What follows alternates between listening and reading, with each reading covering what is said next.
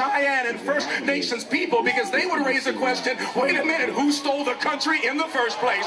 We must repent. And if we repent as a people, there will come a day when we will see justice roll down. If we repent as a people, we will have the opportunity to not see the meek Martin Luther King Jr., but the radical, revolutionary, nonviolent Martin Luther King Jr. If we dare repent as a nation and as a people. But I leave you this. As we were walking together, I was talking to my good friend F. Bruce Williams. He said that when they heard that Reverend Sharpton was saying, we're going to march to the Department of Justice, there was a young person who simply said this, Mama, how far is justice? If I could answer that. And here was more about the choir, and to introduce them even more. So Bishop Jordan of Zoe Ministry, please welcome. Everybody say, love never fails. Say it again, love never fails. As we begin to bring this song to you, they had 30 days to pull it together. And out of the spirit of love, this song came. We called Reverend Sharpton. He made it the theme in the march. This is the generation that holds the space of love. Love trumps hate. Love overcomes fear. Love abounds. Everyone say, love never fails. Love never fails. This song was written by Minister David Bratton, the one that wrote the song, Every Praise, amen. And so he's going to come now in the choir, and they're going to come and sing this love song for you. Be blessed. Everyone say, love never fails. And thank God for Ricky Dillon. There you go. So, just repeat after me. If you have love in your heart, no room for hate, anger, or pride. Keep looking up. Everybody point up. Keep looking up to our Father above. He wants us to show a little more love. Yeah. That's Kessler? No, that's great.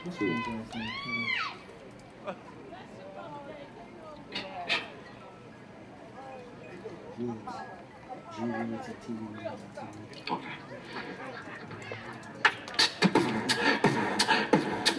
Clap your hands, come on.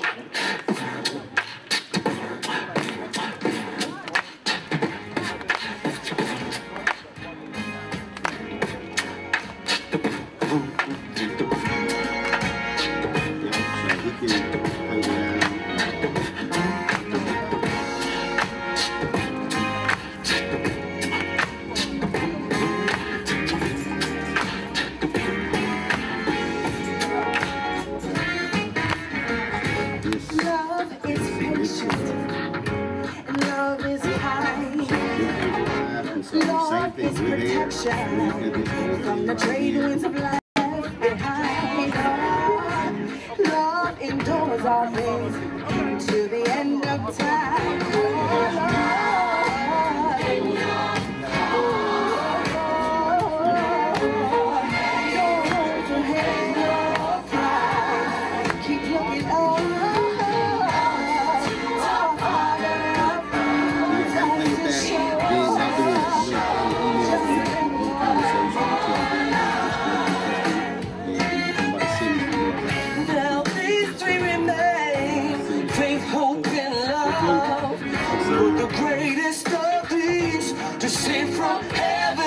Like a dog, there's no joy in evil, but rejoices in the truth.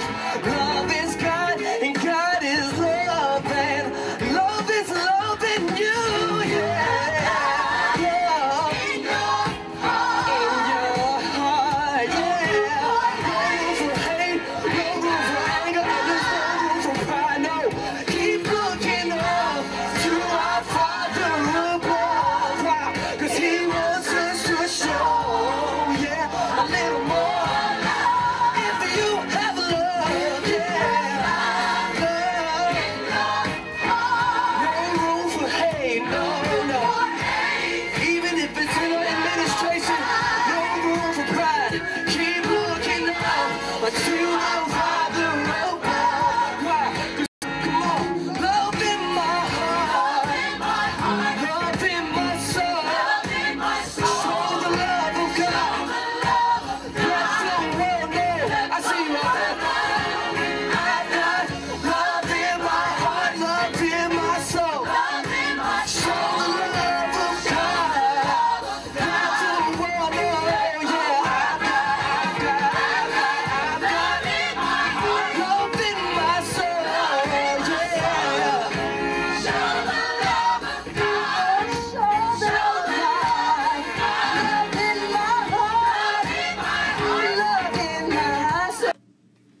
right, so everybody who's watching this live stream, so here's what's going on. Y'all probably like, what am I watching? So I am actually doing a test. We're testing the live streaming capability, and we're doing some embedded codes across various websites with TV One and Radio One and Interactive One. So that's why. So I'm playing. It's an hour-long video that I'm playing. So on my iPad. And so we're doing a test on the embed code, make sure everything is straight. So you probably didn't hear all these different speeches and the different events. So I'm sharing it with you. Okay, let's go back to the video. For we are called together as a people to build a democracy that is yet to be, not that it has been, and we must repent from the kind of rhetoric that says we must take our country back. What do you mean you must take the country back? You must raise a question to those who are Cheyenne and First Nations people, because they would raise a question, wait a minute, who stole the country in the first place? We must repent, and if we repent as a people, there will come a day when we will see justice roll down. If we repent as a people, we will have the opportunity to not see the meek Martin Luther King Jr., but the radical, revolutionary, nonviolent Martin Luther King Jr. If we dare repent as a nation and as a people. But I leave you this. As we were walking together, I was talking to my good friend F. Bruce Williams. He said that when they heard that Reverend Sharpton was saying we're going to march to the Department of Justice, there was a young person who simply said this, Mama, how far is justice? If I could answer that young man and say justice is not far. If we keep on marching, justice is not far. If we believe in the beloved community, justice is not far. If we continue to stand strong, justice is not far. My name is Otis Moss III, and we're not going to allow Trump to pimp this butterfly.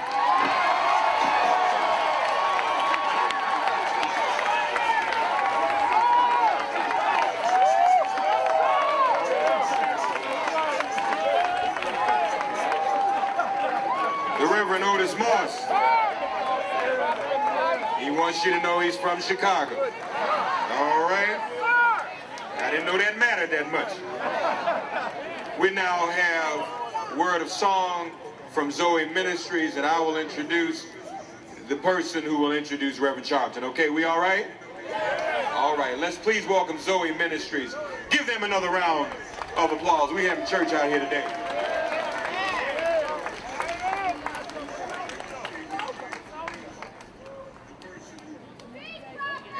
More about the choir and to introduce them even more. So Bishop Jordan of Zoe Ministries, please welcome. Everybody say, love never failed. Say it again, love never failed. As we begin to bring this song to you, they had 30 days to pull it together. And out of the spirit of love, this song came. We called Reverend Sharpton. He made it the theme in the march. This is the generation that holds the space of love. Love, Trump hates. Love overcomes fear. Love abounds. Everyone say, love never failed. Love never failed. This song was written by Minister David Bratton, the one that wrote the song, Every Praise, amen. And so he's going to come now in the choir. They're going to come and sing this love song for you. Be blessed. Everyone say, love never fails. Love never fails. And thank God for Ricky Dillon. Just repeat after me. If you have love in your heart, no room for hate, anger, or pride. Keep looking up. Everybody point up. Keep looking up to our Father above. He wants us to show a little more love.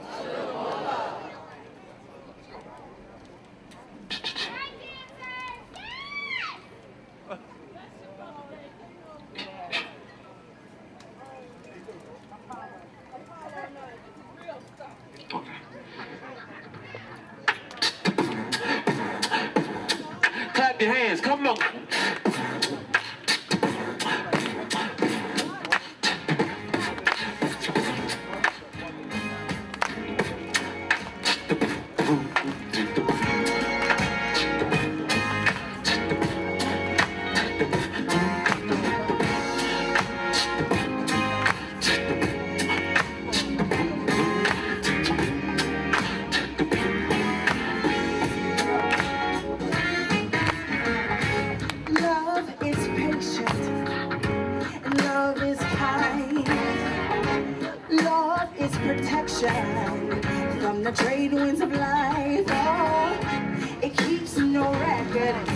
mistakes you left behind.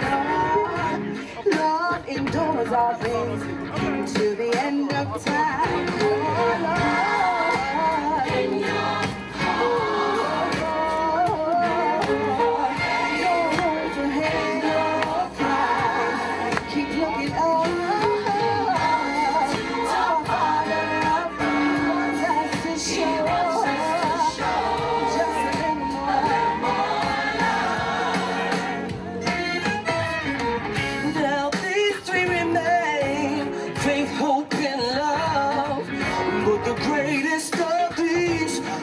From heaven just like a dove.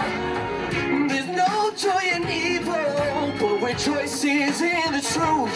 Love is God, and God is love, and love is love in you, yeah. In your heart, yeah. No room for hate, no room for anger, there's no room for pride, no. Keep looking up to our Father.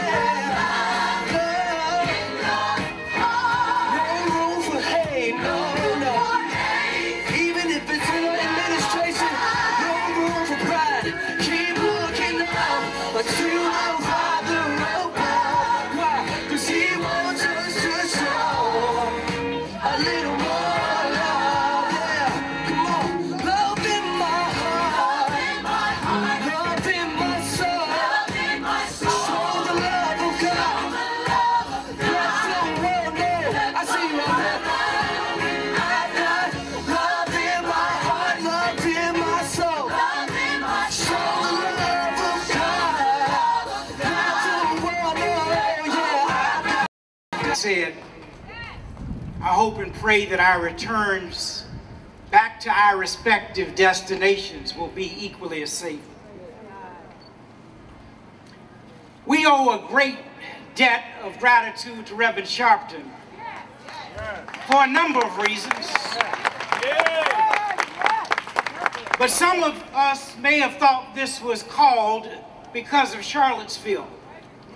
But it was many months before Charlottesville that Reverend Sharpton felt it was important for the religious leaders of our nation to come together. Muslims and other leaders, faith leaders, are here today that will, we already know, go back to their respective communities, mobilize and organize, because we have a big election coming up.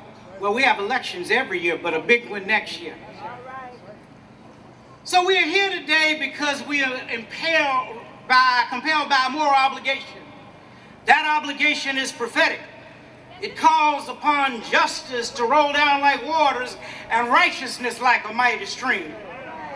We're here because citizens are losing confidence, trust, and hope in our democracy and our economy, and more precisely in the institutions that negotiate and oversee their life choices for liberty, justice, and the pursuit of happiness. As we turn the final corner toward a decade since the Great Recession of 2008, the wealthy have done extraordinarily well, while millions wait for a recovery that never seems to come. We are here today because too many of its citizens on the left and right, for too many of its citizens on the left and the right, the American dream is decidedly a nightmare. We're here because these millions of marginalized citizens of all races, religions, and ethnic backgrounds are demanding that their voices be heard, their faces seen, and their needs met. Like many of their fathers and mothers before them, they refuse to believe that the vaults of liberty and prosperity are empty. They still believe in the Constitution's promissory note, and they still believe that the Bank of Justice is not bankrupt. And so, this is a moral march. It is a march for American values. In my father's words, it's a march for a revolution of values. A revolution of values that honor the dignity and worth of every citizen and all of God's children. 54 years ago, my father and a legion of religious, civic, and labor leaders marched for jobs and justice. Their march was moral because it sought to bring the attention of the nation and the world to the injustice of an economy that favored one segment of society and denied dignity and worth of its citizens of color. They marched because they understood that the preamble to our Constitution states certain truths that are self-evident. Our Constitution declares it is self-evident that all women and men are created equal, that all women and men are endowed with inalienable rights, and that among those rights are the right to life, the right to liberty, and the right to the pursuit of one's own happiness. If these rights are to become real in our lives, then justice must prevail. This justice is equal sharing of society's benefits and burdens, advantages and disadvantages. But today, the scales of justice lean heavily in favor of a few who hold plenty of society's benefits and advantages, while the many are weighed down with life's burdens and disadvantages. Martin Luther King Jr. called for a revolution of the scales of justice. He looked over the landscape of our collective lives and saw the great divide between poverty and wealth and declared that is not just. He saw thousands of working people displaced from their jobs with reduced incomes as a result of automation, while the profits of the employers remained intact, and said that is not just. He beheld capitalists of the West investing huge sums of money in Asia, Africa, and South America, only to take profits out with no concern for the social betterment of those countries, and said, that is not just. He witnessed the Western arrogance of feeling it has everything to teach others and nothing to learn from them, and cried, that is not just. He gazed in horror at the ways we use war to strong-arm our will against the will of others, and emphatically and anywhere is a threat to justice everywhere. I can't be what I ought to be until you are what you ought to be. All humanity is caught in an inescapable network of mutuality, tied in a single garment of destiny, for whatever affects one directly affects all indirectly. Thus, we are all responsible to ensure that we live in a fair and just and peaceful society. Well, what does justice look like? Justice is having representation with taxation. Thus, Washington, D.C. should have statehood. Justice is having unfettered and unabridged voting rights. Thus, it is seen seeking every possibility to enable people to vote, rather than take every opportunity to deny citizens that franchise right. Justice is having equal pay for equal work. Thus, it lifts up women and people of color to enjoy the same level of income and wealth as their male and white counterparts. Justice is blind. Thus, it weighs the merits of a criminal or civil case not on the basis of one's skin color, gender, sexual orientation, religion, or any other human characteristic, but on just laws. And when the courts have spoken, true justice ensures that the rule of law stands above all, and that every woman and man, from the pauper to the president, is a subject to its rule. If ever there was a time to stand up for justice, that time is now. Now is the time for every man, woman, and woman to stand up for righteousness, to stand up for fairness, to stand up for peace, to stand up and say urgently, now we declare a time to stand against injustice of every kind. The moral injustice of a criminal injustice system. The ethical injustice that creates islands of poverty in a land of plenty. The racial injustice that privileges whites over people of color. The cultural injustice that favors one ethnic group all others. The political injustice of voter suppression. The social injustice of inadequate education. The economic injustice of unemployment and underemployment and unequal pay. Martin Luther King Jr. declared, only a revolution of values can provide the principles and create the conditions for a fair and just society. That revolution of values can only come through peaceable power. Peaceable power is the power of the people. It can only come through people consciously educated, morally equipped, actively engaged in the work of nonviolent social action. And so we march. We march to the symbolic citadel of justice. It's a moral march for righteousness. It's a moral march for peace. It's a moral march for justice. So some may say, as my dad said over 60 years ago, well, how long is it going to be? Well, I don't know exactly how long, but what I do know is the moral arc of the universe is long, but bends towards justice. How long? Not long, because no lie can live forever. How long? Not long, because truth plus the earth will rise again. How long? Not long, because William Colin Bryant was right. Truth forever on the scaffold, wrong forever on the throne, and yet that scaffold sways the future behind the dim unknown. Standeth God, keeping watch above his own. How long? Not long, because the Bible is right. You reap what you sow. How long? Not long, because God Almighty is still on the throne. God bless you.